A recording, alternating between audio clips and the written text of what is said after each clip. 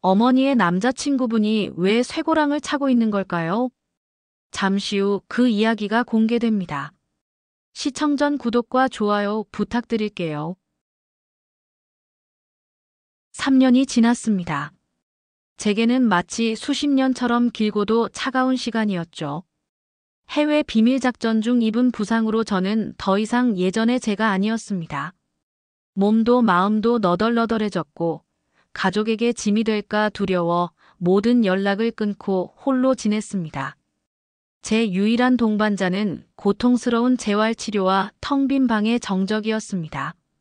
저는 그렇게 완전히 세상에서 사라진 존재처럼 살고 있었죠. 그러다 문득 어머니의 얼굴이 보고 싶어졌습니다. 살아계실까, 잘 지내고 계실까. 그 생각 하나로 저는 무작정 어머니가 살고 계시는 동네를 찾아갔습니다. 저는 그저 멀리서라도 어머니의 평온한 모습을 확인하고 싶었을 뿐입니다. 밤 11시가 조금 넘은 시간. 서울 외곽의 작은 아파트 단지, 익숙한 듯 낯선 풍경이 저를 감쌌습니다. 어머니가 살고 계신 아파트 앞에 도착했을 때 저는 불이 켜진 창문을 바라보며 잠시 망설였습니다. 노크를 할까, 그냥 돌아갈까.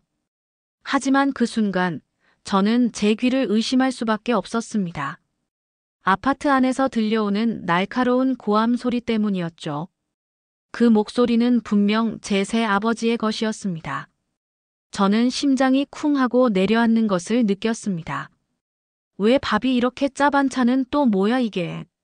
박민수의 고함 소리가 복도를 타고 울려 퍼졌습니다. 저는 현관문 앞에 멈춰 서서 귀를 기울였죠. 그의 목소리는 술에 취해 있었고 그 뒤를 이어 들려오는 그릇 깨지는 소리는 제 온몸의 피를 얼어붙게 만들었습니다. 어머니가 당하고 있다는 사실이 저를 극심한 분노에 휩싸이게 했습니다. 당장이라도 문을 부수고 들어가고 싶었지만 저는 제 오른손의 떨림을 보며 이를 악물고 참았습니다. 전직 특수부대원으로서 감정에 휩싸이면 이를 그르칠 수 있다는 것을 잘 알고 있었기 때문입니다. 그날 이후 저는 그림자처럼 어머니 주변을 맴돌기 시작했습니다. 어머니가 일하는 카페 앞 벤치에 앉아 어머니가 출근하는 모습을 지켜봤고 퇴근길에는 멀찍이 뒤를 따라 걸었습니다. 매일 밤 새아버지의 술주정과 폭력이 시작되면 저는 녹음기를 켜고 그들의 대화를 녹음했습니다. 술에 취한 새아버지의 거친 목소리와 어머니의 떨리는 목소리. 모든 것을 기록했습니다. 어머니의 수척해진 모습과 어깨에 남은 멍자국을 봤을 때 저는 주체할 수 없는 분노를 느꼈습니다.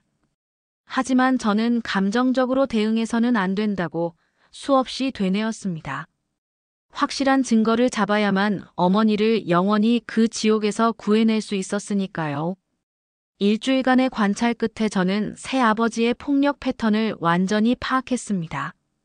그는 월급날이 되면 평소보다 더 많은 술을 마셨고 그날은 항상 폭력의 강도가 더 심해졌습니다. 그리고 오늘이 바로 그 월급날이었습니다. 저는 숨이 막힐 듯한 긴장감 속에서 어머니의 집으로 향했습니다. 평소에는 현관문을 열지 못하고 망설였지만 오늘은 제 손이 떨리지 않았습니다. 제 손에 들린 것은 3년간 저를 지옥에서 버티게 한 인내와 계획, 그리고 오직 어머니를 구하겠다는 단 하나의 목표였습니다. 문을 조용히 열고 들어섰을 때 거실은 이미 난장판이 되어 있었습니다. 바닥에는 깨진 그릇 조각들이 흩어져 있었고 어머니는 새아버지에게 윽박질리는 모습으로 서 있었습니다. 저는 주머니에서 검은색 가족 신분증 지갑을 꺼냈습니다. 이것은 제게 있어 단순한 신분증이 아니라 어머니를 구할 수 있는 유일한 무기였습니다. 손바닥에 느껴지는 차가운 가죽의 감촉은 저의 뜨거운 분노를 잠시나마 식혀주는 것 같았습니다. 이제 제가 해야 할 일은 단 하나였습니다. 그에게 더 이상 어머니를 건드리지 못하게 하는 것.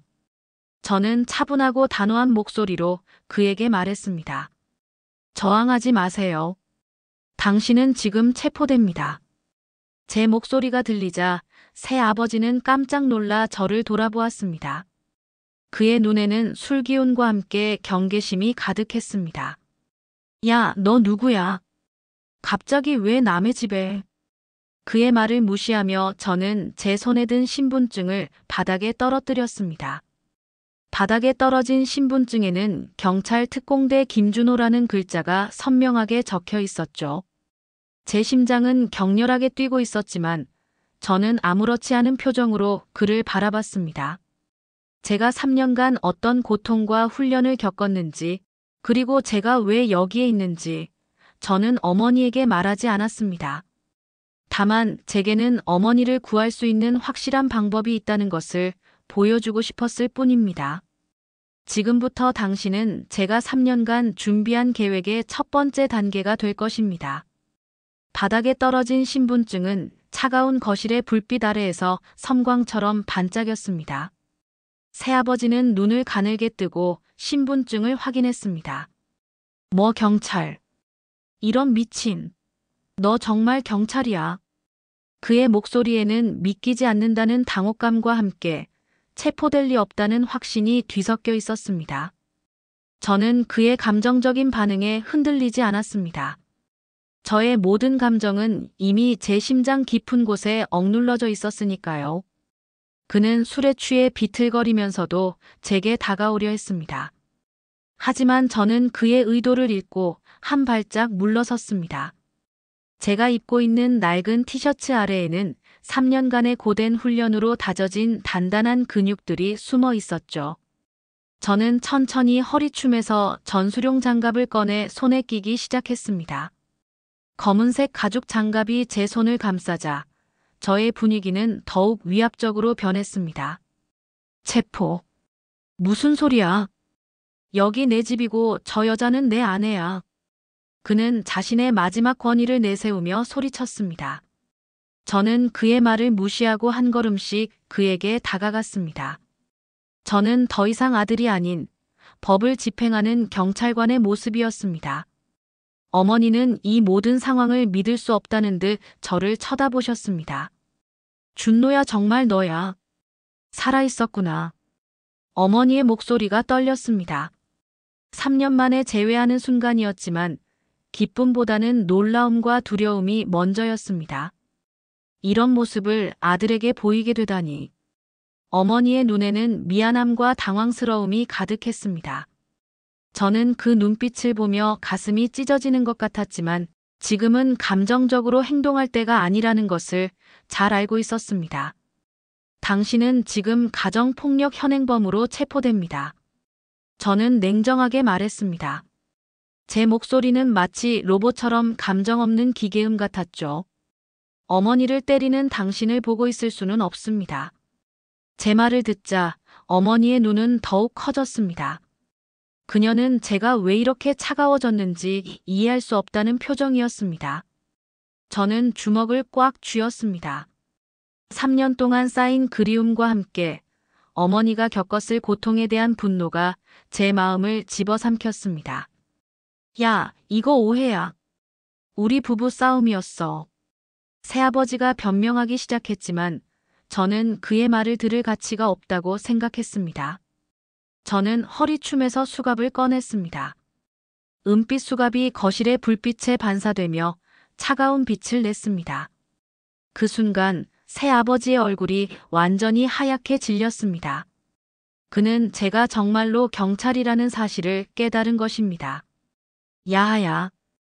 잠깐만. 진짜로 체포하려는 거야. 그의 목소리가 떨리기 시작했습니다. 저는 그의 저항을 순식간에 제압했습니다. 으악. 박민수가 고통스러워하며 소리쳤습니다. 그의 몸부림은 제게 아무런 영향을 주지 못했습니다. 3년간의 혹독한 훈련은 저를 이렇게 단단하게 만들었습니다. 저항하지 마시라고 했습니다. 수갑이 그의 손목에 채워지자 그는 절규에 가까운 목소리로 저항했습니다. 이건 아니야. 정말 아니라고. 하지만 아무도 그의 말을 듣지 않았습니다. 저는 그를 소파에 앉히고 말했습니다. 움직이지 마세요. 지금부터 당신이 하는 모든 말은 법정에서 불리하게 사용될 수 있습니다. 저는 냉정하게 현장 조서를 작성하기 시작했습니다. 박민수 씨에 대한 현장 조서를 작성합니다. 제 목소리가 들리자 어머니는 놀라며 물었습니다. 준노야, 그게 뭐야? 저는 어머니를 안심시키려 노력했습니다. 어머니 걱정하지 마세요. 정당한 절차입니다. 이 사람이 어머니에게 한 일들을 정확히 기록해 두는 것입니다. 저는 3년 만에 어머니를 만났지만 그 만남은 기쁨이 아닌 임무의 연장이었습니다. 어머니를 향한 그리움과 사랑은 있었지만 그것은 철저히 제 임무 뒤에 숨겨져 있었습니다. 저는 더 이상 감정을 내보이지 않았습니다. 3년 동안 제 감정은 이미 죽은 것과 마찬가지였으니까요. 하지만 제 마음속에는 어머니를 지키겠다는 굳은 의지만이 남아 있었습니다. 새아버지는 수갑에 묶인 채로 소파에 앉아 있었고 거실에는 저와 어머니 단둘만이 남게 되었습니다. 어색한 정적이 흐르는 가운데 어머니는 제게 조심스럽게 물었습니다. 준노야, 정말 너 맞지? 살아있었구나. 그녀의 목소리는 3년 동안 쌓인 그리움과 함께 저에 대한 낯선 두려움이 섞여 있었습니다. 저는 어머니 앞에 무릎을 꿇고 앉았습니다. 제 안의 모든 차가움은 어머니의 눈빛 앞에서 녹아내렸습니다. 어머니, 죄송해요. 정말 죄송해요. 저는 제 진심을 전했습니다. 3년 동안 얼마나 걱정했는지 모르겠다. 살아있는지 죽었는지도 모르겠더라. 어머니의 눈에서 눈물이 흘러내렸습니다. 저는 그 눈물을 보며 가슴이 찢어지는 것 같았습니다. 제 모든 고통과 상처는 아무것도 아닌 것처럼 느껴졌죠.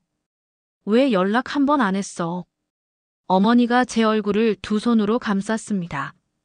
이렇게 야위었네. 많이 고생했구나. 저는 어머니의 손길에 눈을 감았습니다. 따뜻하고 부드러운 그 손길이 너무나 그리웠습니다. 하지만 동시에 제가 왜 연락할 수 없었는지 그 이유를 말씀드려야 했습니다. 작전상 기밀이었어요. 저는 천천히 그리고 어렵게 말을 꺼냈습니다. 3년 전 경찰 특공대에 합격하고 나서 바로 큰 작전에 투입됐어요. 국내 테러리스트 진압 작전이었죠. 어머니는 숨을 죽이고 제 이야기를 들으셨습니다. 저는 작전의 성공과 함께 제가 입은 부상에 대해 설명했습니다. 폭탄이 터졌어요. 제가 폭탄 해체를 하다가 제 목소리가 살짝 떨렸습니다. 왼팔 신경이 손상됐어요. 6개월간 의식불명이었고 그 후 2년간 재활 치료를 받았어요. 어머니는 충격으로 얼굴이 새하얘지셨습니다. 6개월 동안 의식불명. 그녀는 제가 사경을 헤매고 있을 때 아무것도 모르고 있었다는 사실에 고통스러워하셨습니다. 부대에서는 테러 조직에 보복이 있을 수 있다고 가족들에게 알리지 말라고 했어요. 그래서 연락을 드릴 수 없었어요. 저는 고개를 숙였습니다. 매일 어머니 생각을 했어요. 하지만 연락할 수 없었어요. 김영숙 여사님은 그 시간을 떠올리며 눈물을 닦으셨습니다. 내가 알았다면 매일 병원에 갔을 텐데. 후회와 미안함이 그녀의 목소리에 가득했습니다. 그래서 더 죄송해요. 어머니가 혼자 얼마나 힘드셨을까. 매일 생각했어요. 제가 없으니까 경제적으로도 어려우셨을 텐데. 제 말에 어머니는 고개를 끄덕이셨습니다. 힘들었어. 정말 힘들었어. 그녀는 솔직하게 자신의 상황을 이야기하셨습니다. 내가 사라진 후 모든 게 막막했어. 돈도 부족하고 외로웠고 아르바이트를 여러 개 했어. 새벽에는 신문 배달하고 낮에는 마트에서 일하고 저녁에는 음식점에서 설거지했어. 어머니의 손은 제 기억 속의 부드러운 손이 아니었습니다. 거칠고 상처투성이인 손이었습니다. 저는 그 손을 꽉 잡고 죄송하다고 다시 한번 말했습니다. 그래서 그 사람과 재혼하신 거예요.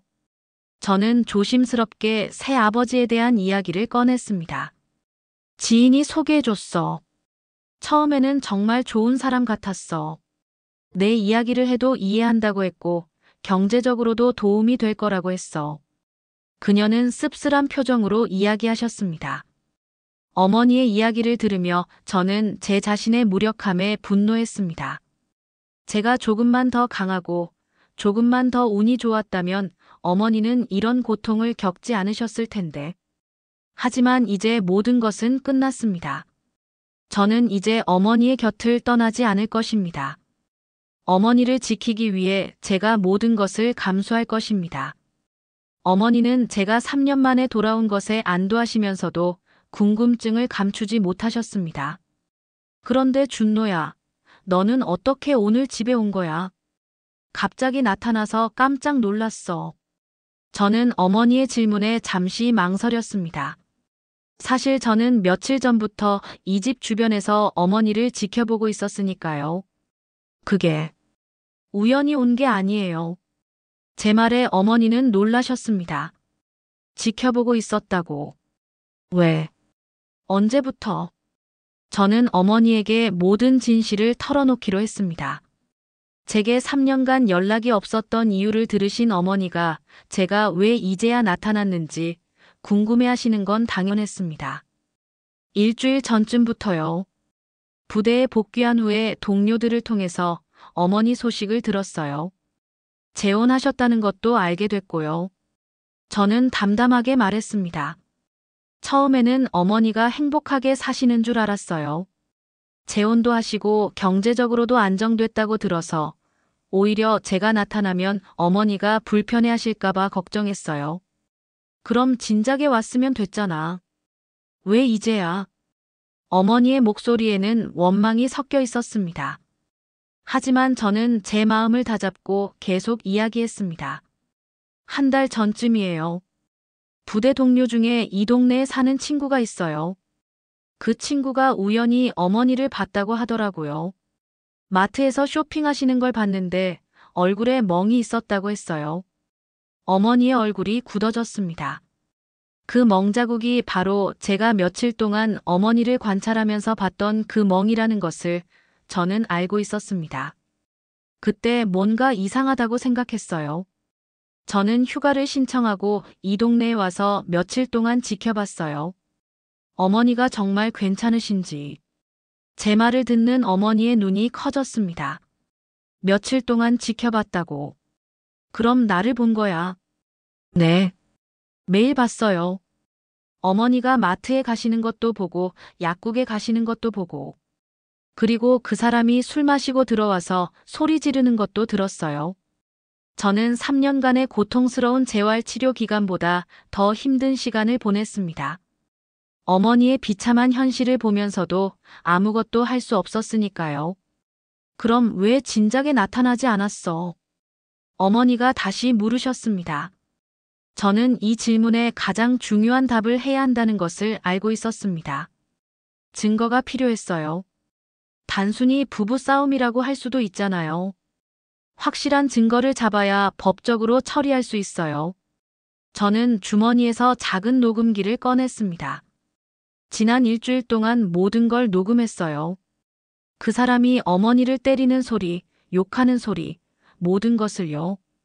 어머니는 녹음기를 보고 충격에 휩싸이셨습니다. 준노야, 너 정말 많이 변했구나. 변할 수밖에 없었어요. 경찰 특공대에서 3년 동안 일하면서 이런 일들을 많이 봤어요. 가정폭력 신고받고 출동한 적이 수없이 많아요.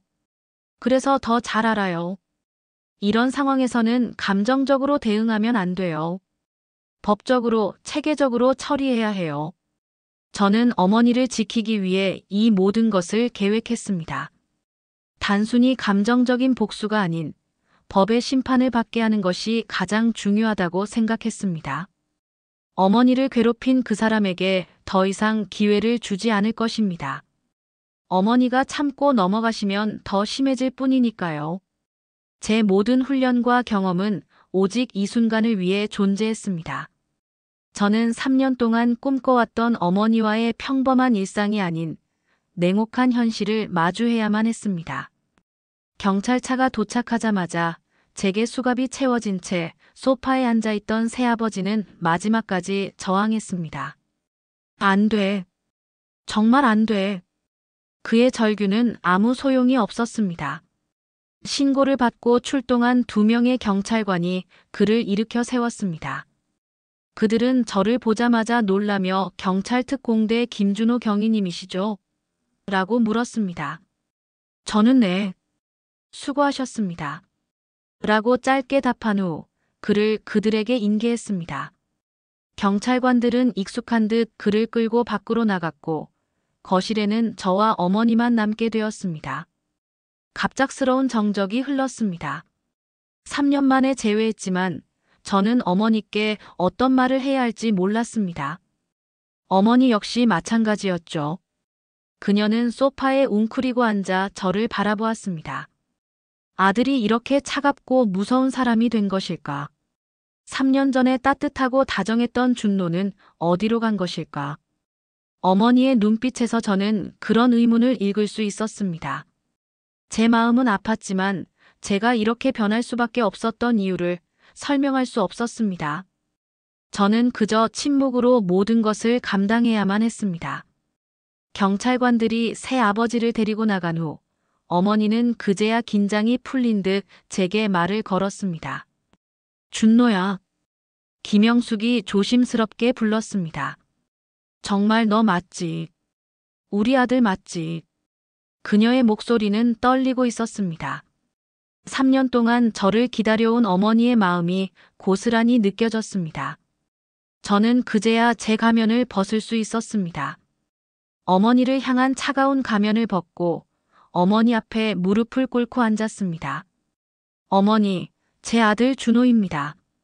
그의 목소리가 살짝 떨렸습니다. 늦어서 죄송합니다. 어머니의 얼굴에 눈물이 맺혔습니다. 기쁨과 안도감, 그리고 복잡한 감정이 뒤섞여 있었죠. 하지만 평화는 오래가지 못했습니다. 저는 어머니를 안심시키고 싶었지만 제 마음속에는 여전히 해결되지 않은 문제들이 남아 있었습니다. 어머니, 저는 조심스럽게 말했습니다. 어머니가 그 사람과 재혼한 이유를 말씀해 주세요. 저는 어머니의 고통스러운 과거를 들추는 것이 미안했지만 모든 것을 알아야만 했습니다. 그래야만 어머니를 완벽하게 지켜드릴 수 있다고 생각했으니까요. 어머니는 한참을 망설이다가 입을 열었습니다. 내가 사라진 후 막막했어. 월세도 밀리고 병원비도 있고 3년간 아르바이트를 여러 개 했어. 새벽에는 신문 배달하고 낮에는 마트에서 일하고 저녁에는 음식점에서 설거지했어. 어머니의 손은 거칠고 상처투성이었습니다. 저는 그 손을 꽉 잡았습니다. 그리고 1년이 지나도 2년이 지나도 소식이 없으니까. 주변 사람들이 포기하라고 하더라. 새로운 인생을 시작하라고. 그녀의 목소리가 떨렸습니다. 그래서 박민수를 만난 거야. 어머니의 이야기를 들으며 저는 제 자신의 무력함에 분노했습니다. 제가 조금만 더 강하고 조금만 더 운이 좋았다면 어머니는 이런 고통을 겪지 않으셨을 텐데. 하지만 이제 모든 것은 끝났습니다. 저는 이제 어머니의 곁을 떠나지 않을 것입니다. 어머니를 지키기 위해 제가 모든 것을 감수할 것입니다. 이제 저에게는 더 이상 잃을 것이 없었습니다. 오직 어머니의 행복만이 제 삶의 유일한 목표가 되었습니다. 저는 3년 동안 꿈꿔왔던 어머니와의 평범한 일상이 아닌 냉혹한 현실을 마주해야만 했습니다. 경찰차가 도착하자마자 제게 수갑이 채워진 채 소파에 앉아있던 새아버지는 마지막까지 저항했습니다. 안 돼. 정말 안 돼. 그의 절규는 아무 소용이 없었습니다. 신고를 받고 출동한 2명의 경찰관이 그를 일으켜 세웠습니다. 그들은 저를 보자마자 놀라며 경찰 특공대 김준호 경위님이시죠? 라고 물었습니다. 저는 네. 수고하셨습니다. 라고 짧게 답한 후 그를 그들에게 인계했습니다. 경찰관들은 익숙한 듯 그를 끌고 밖으로 나갔고 거실에는 저와 어머니만 남게 되었습니다. 갑작스러운 정적이 흘렀습니다. 3년 만에 재회했지만 저는 어머니께 어떤 말을 해야 할지 몰랐습니다. 어머니 역시 마찬가지였죠. 그녀는 소파에 웅크리고 앉아 저를 바라보았습니다. 아들이 이렇게 차갑고 무서운 사람이 된 것일까? 3년 전에 따뜻하고 다정했던 준노는 어디로 간 것일까? 어머니의 눈빛에서 저는 그런 의문을 읽을 수 있었습니다. 제 마음은 아팠지만 제가 이렇게 변할 수밖에 없었던 이유를 설명할 수 없었습니다. 저는 그저 침묵으로 모든 것을 감당해야만 했습니다. 경찰관들이 새 아버지를 데리고 나간 후 어머니는 그제야 긴장이 풀린 듯 제게 말을 걸었습니다. 준노야. 김영숙이 조심스럽게 불렀습니다. 정말 너 맞지? 우리 아들 맞지? 그녀의 목소리는 떨리고 있었습니다. 3년 동안 저를 기다려온 어머니의 마음이 고스란히 느껴졌습니다. 저는 그제야 제 가면을 벗을 수 있었습니다. 어머니를 향한 차가운 가면을 벗고 어머니 앞에 무릎을 꿇고 앉았습니다. 어머니, 제 아들 준호입니다. 그의 목소리가 살짝 떨렸습니다. 늦어서 죄송합니다. 어머니의 얼굴에 눈물이 맺혔습니다. 기쁨과 안도감, 그리고 복잡한 감정이 뒤섞여 있었죠. 하지만 평화는 오래가지 못했습니다. 저는 어머니를 안심시키고 싶었지만 제 마음속에는 여전히 해결되지 않은 문제들이 남아 있었습니다. 어머니, 저는 조심스럽게 말했습니다. 어머니가 그 사람과 재혼한 이유를 말씀해 주세요. 저는 어머니의 고통스러운 과거를 들추는 것이 미안했지만 모든 것을 알아야만 했습니다. 그래야만 어머니를 완벽하게 지켜드릴 수 있다고 생각했으니까요. 어머니는 한참을 망설이다가 입을 열었습니다. 내가 사라진 후 막막했어. 월세도 밀리고 병원비도 있고 3년간 아르바이트를 여러 개 했어. 새벽에는 신문 배달하고 낮에는 마트에서 일하고 저녁에는 음식점에서 설거지했어. 어머니의 손은 거칠고 상처투성이었습니다. 저는 그 손을 꽉 잡았습니다. 그리고 1년이 지나도 2년이 지나도 소식이 없으니까. 주변 사람들이 포기하라고 하더라. 새로운 인생을 시작하라고. 그녀의 목소리가 떨렸습니다. 그래서 박민수를 만난 거야. 어머니의 이야기를 들으며 저는 제 자신의 무력함에 분노했습니다. 제가 조금만 더 강하고 조금만 더 운이 좋았다면 어머니는 이런 고통을 겪지 않으셨을 텐데. 하지만 이제 모든 것은 끝났습니다. 저는 이제 어머니의 곁을 떠나지 않을 것입니다. 어머니를 지키기 위해 제가 모든 것을 감수할 것입니다. 이제 저에게는 더 이상 잃을 것이 없었습니다. 오직 어머니의 행복만이 제 삶의 유일한 목표가 되었습니다. 경찰관들이 새 아버지를 데리고 나간 후 거실에는 낯선 정적이 흘렀습니다. 어머니는 멍하니 바닥에 흩어진 깨진 그릇 조각들을 바라보셨죠. 그 조각들은 마치 어머니의 살처럼 산산조각 난 것처럼 보였습니다. 저는 어머니 곁에 조용히 앉아 아무 말도 하지 않았습니다. 어떤 위로도 지금 어머니의 고통을 덜어줄 수 없다는 것을 잘 알고 있었으니까요. 그저 어머니의 손을 잡고 조용히 기다렸습니다. 한참의 침묵 끝에 어머니가 먼저 입을 여셨습니다. 준노야, 그런데 너는 괜찮아. 이런 일하면서 마음고생 많이 했을 텐데. 어머니의 목소리는 여전히 떨리고 있었지만 저를 향한 걱정이 담겨 있었습니다. 저는 그 걱정에 가슴이 먹먹해졌습니다. 어머니가 아픔을 겪고 계시면서도 아들인 저를 먼저 걱정하고 계셨던 것입니다. 힘들었어요. 어머니가 맞는 소리를 듣고 있으면서도 바로 뛰어들지 못하고 증거를 모아야 한다는 이유로 참고 있는 게 정말 고통스러웠어요. 저는 제 솔직한 감정을 털어놓았습니다. 어머니는 제 말을 듣고 놀란 표정을 지으셨습니다. 그럼 왜 그렇게 했어? 바로 나타나면 됐잖아. 어머니의 표정에는 이해할 수 없다는 의문이 담겨 있었습니다. 저는 깊은 한숨을 쉬었습니다. 어머니, 제가 그냥 나타났다면 어떻게 하셨을 거예요? 그 사람을 그냥 내보내라고 하셨을 거예요. 아니면 조용히 해결하자고 하셨을 거고요. 어머니는 아무 말도 하지 못하셨습니다. 제 말이 맞았으니까요. 결국 아무것도 달라지지 않았을 거예요. 그 사람은 며칠 있다가 다시 돌아왔을 거고 더 조심스럽게 어머니를 괴롭혔을 거예요. 저는 단호하게 말했습니다. 이번에는 확실하게 끝내야 해요. 저는 주머니에서 작은 녹음기를 꺼내 어머니께 보여드렸습니다. 지난 일주일 동안 모든 걸 녹음했어요. 그 사람이 어머니를 때리는 소리, 욕하는 소리, 모든 것을요. 어머니는 녹음기를 보고 말이 막히셨습니다.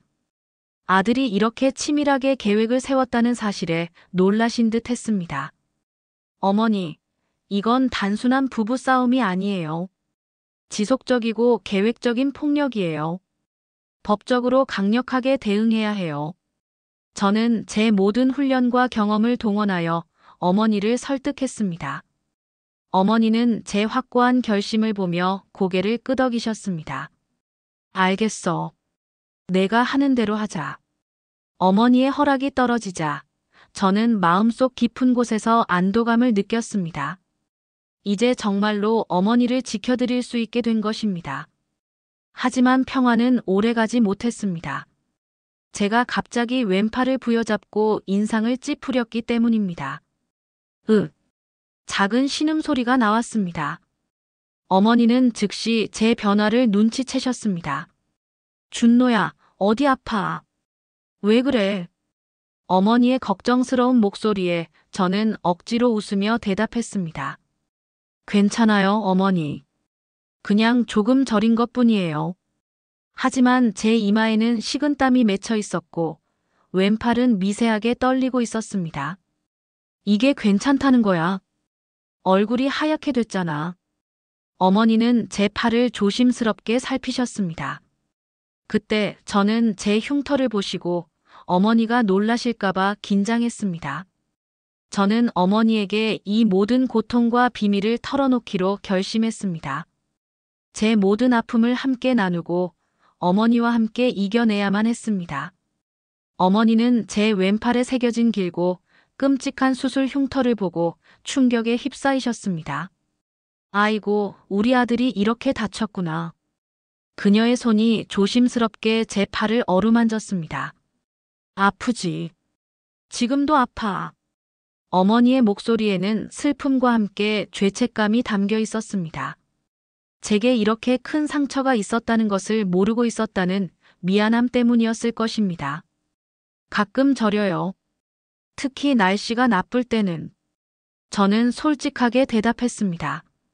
제가 입은 부상이 단순히 스쳐간 상처가 아니라는 것을 어머니께 알려드려야 했습니다. 어머니는 제 이마에 맺힌 식은땀을 닦아주시며 물으셨습니다. 이게 괜찮다는 거야. 얼굴이 하얗게 됐잖아. 저는 더 이상 숨길 수 없다는 것을 깨달았습니다. 사실 많이 아파요. 폭탄 터질 때 신경이 심하게 손상됐어요. 수술도 여러 번 받았지만 완전히 낫지 않은 거구나. 어머니의 목소리가 떨렸습니다. 그럼 앞으로 계속 아픈 거야. 의사 말로는 평생 갈 수도 있다고 해요. 제 말에 어머니는 눈물을 흘리셨습니다. 어머니는 제 상처를 보고 제가 왜 3년 동안 연락을 끊을 수밖에 없었는지 그 이유를 완전히 이해하셨습니다. 손가락 하나도 움직일 수 없었거든요. 저는 재활 치료를 하던 고통스러운 시간들을 회상하며 말했습니다.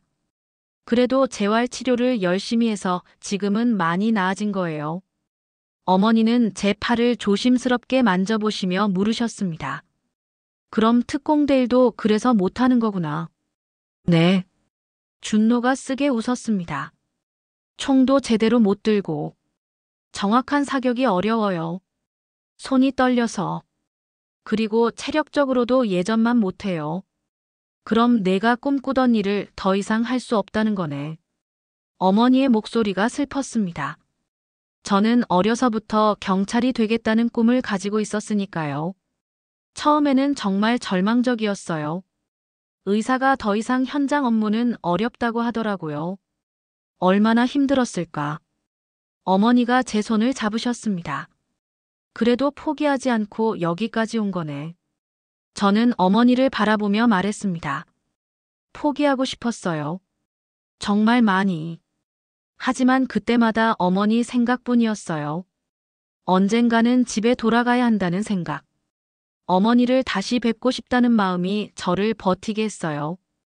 어머니는 제 말을 듣고 울음을 터뜨리셨습니다. 저는 어머니를 안고 위로했습니다. 울지 마세요. 이제 다 끝났잖아요. 저도 어머니도 안전해졌고. 하지만 너는 평생 아픈 거잖아. 어머니는 제 아픔을 진심으로 걱정해 주셨습니다. 저는 어머니를 안심시키려 노력했습니다. 약도 있고 물리 치료도 받고 있어요. 그리고 무엇보다 이제는 어머니 곁에 있을 수 있어요. 그것만으로도 충분해요. 제 말에 어머니는 제 손을 잡으며 고개를 끄덕이셨습니다. 이제 모든 것이 끝났고 우리는 새로운 시작을 할 수 있었습니다. 어머니가 이젠 편안하게 사실 수 있다는 사실만으로도 저는 모든 고통을 감수할 수 있었습니다. 어머니는 제 상처를 보고 눈물을 흘리셨지만 이제는 모든 것을 이해하고 받아들이셨습니다. 우리 아들이 이렇게 컸구나. 엄마보다 훨씬 든든해졌네. 어머니는 제 등을 토닥이며 말씀하셨죠. 저는 어머니의 따뜻한 손길에 안도감을 느꼈습니다. 그리고 저를 이렇게 강하게 키워주신 어머니께 감사의 마음을 전했습니다. 어머니, 앞으로는 절대로 혼자 두지 않을게요. 저는 진심을 담아 약속했습니다. 누구든 어머니를 괴롭히려고 하면 제가 절대 용서하지 않을 거예요. 어머니는 제 말을 듣고 미소 지으셨습니다. 준노야, 너무 격하게 생각하지 마. 우리 그냥 평범하게 살자. 평범한 게 제일 좋은 거야. 저는 어머니의 말씀에 고개를 끄덕였습니다. 이제는 평범하게 행복하게 살고 싶었습니다. 저는 주머니에서 조심스럽게 특공대 배지를 꺼내 어머니께 건넸습니다. 어머니, 이거 받아주세요. 이게 뭐야? 어머니는 제게서 배지를 받아들고 물으셨습니다. 제 특공대 배지예요.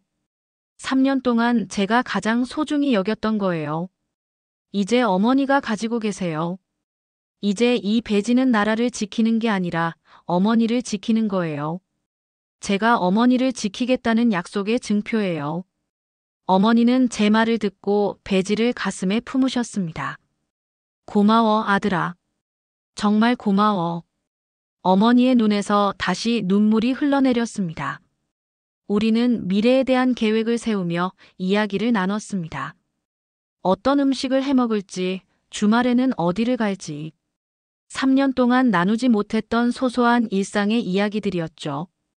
어머니는 내일 김치찌개를 끓여주겠다고 말씀하셨고, 저는 어린아이처럼 기뻐하며 정말요. 너무 좋아요. 라고 외쳤습니다. 어머니는 제 모습을 보며 흐뭇하게 웃으셨습니다.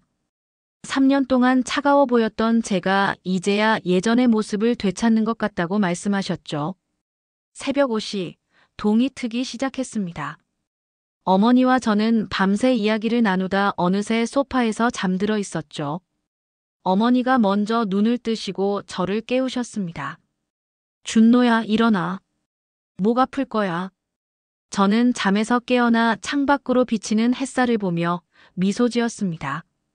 오랜만에 편안하게 잤어요. 어머니도 저처럼 3년 만에 제대로 잠을 주무셨다고 말씀하셨습니다. 우리는 함께 바닥에 흩어져 있던 깨진 그릇 조각들을 치웠습니다. 하나하나 조심스럽게 주우면서 과거의 아픈 기억들도 함께 치우는 것 같았습니다. 마지막 조각까지 치우고 나니 거실이 깨끗해졌습니다. 이제 정말 새로운 시작이네. 어머니가 만족스럽게 말씀하셨죠. 저는 제 군복을 벗고 특공대 배지를 어머니께 다시 건넸습니다. 어머니, 이제 이 배지의 주인은 어머니예요. 어머니는 배지를 거실 한쪽 벽에 있는 선반 위에 올리셨습니다. 그 옆에는 제가 어릴 때 받은 상장들과 사진들이 있었습니다. 이제 그 배지는 어머니를 지키는 상징이 되었습니다.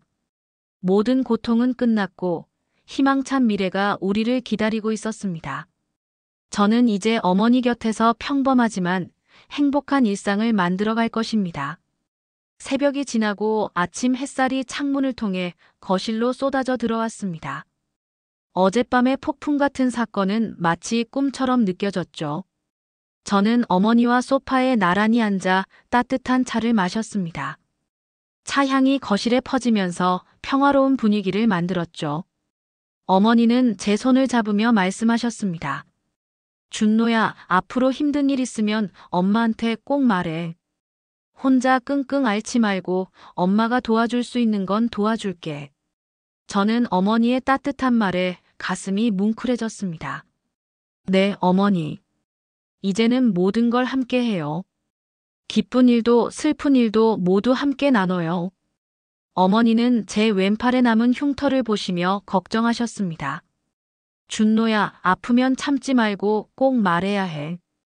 아픈데 무리하지 마. 저는 미소 지으며 대답했습니다. 어머니는 제가 지켜야 할 가장 소중한 사람이에요. 이 정도 아픔은 충분히 감당할 수 있어요. 어머니가 안전한 게 더 중요해요. 어머니는 제 단호한 말에 더 이상 반박하지 않으셨습니다. 다만 제 손을 꽉 잡으며 눈물을 글썽이셨죠. 이제야 비로소 우리는 서로에게 진정한 가족이 된 것 같았습니다. 그날 이후 저는 매일 저녁 6시면 어머니의 집으로 퇴근했습니다. 경찰서 내근직으로 발령받은 덕분이었죠. 현관문을 열고 들어서면 어머니는 항상 따뜻한 밥상을 차려놓고 저를 기다리고 계셨습니다. 어머니, 다녀왔습니다. 제 목소리를 들으신 어머니는 환한 미소로 저를 반겨주셨습니다. 어서 와, 아들아. 배고프지? 김치찌개 끓여놨다. 어머니가 끓여주신 김치찌개는 세상에서 가장 맛있는 음식이었습니다. 3년 동안 잃어버렸던 평범한 일상이 제게는 가장 큰 행복이었죠. 한 달이 지나고 2달이 지났습니다. 어머니는 예전의 활기찬 모습을 되찾으셨습니다. 얼굴에는 웃음꽃이 피었고 동네 친구들과 함께 봉사활동을 다니시며 즐거운 시간을 보내셨죠. 저는 그런 어머니의 모습을 보며 마음속 깊이 안도했습니다. 더 이상 어머니를 아프게 하는 사람은 없었습니다. 저는 어머니 곁에서 조용히 그리고 든든하게 어머니의 그림자 파수꾼 역할을 수행했습니다. 어느 날 어머니가 제게 물었습니다. 준노야, 너는 정말 경찰 특공대원이 되고 싶었던 거야? 네, 어머니. 제 어린 시절의 꿈이었어요. 하지만 이제는 아니에요. 저는 어머니의 손을 잡으며 말했습니다. 제게는 더 이상 나라를 지키는 것보다 더 중요한 일이 생겼으니까요. 바로 어머니를 지키는 것이요. 어머니는 제 말에 감동하며 제 손을 꽉 잡으셨습니다. 거실벽에 걸린 특공대 배지는 아침 햇살에 반짝였습니다. 이제 그 배지는 나라를 지키는 것이 아니라 이 작은 가정의 행복을 지키는 상징이 되었습니다. 진정한 영웅은 멀리 있지 않았습니다. 가장 소중한 사람을 지키기 위해 모든 것을 바친 평범한 아들의 모습이야말로 이 세상에서 가장 위대한 영웅의 모습이었습니다. 저는 더 이상 과거의 상처에 갇히지 않았습니다. 어머니와 함께하는 새로운 삶은 저에게 가장 큰 치유가 되었습니다. 그리고 저는 이제 알고 있습니다. 저의 가장 중요한 임무는 오직 한 사람을 위한 것이라는 것을요.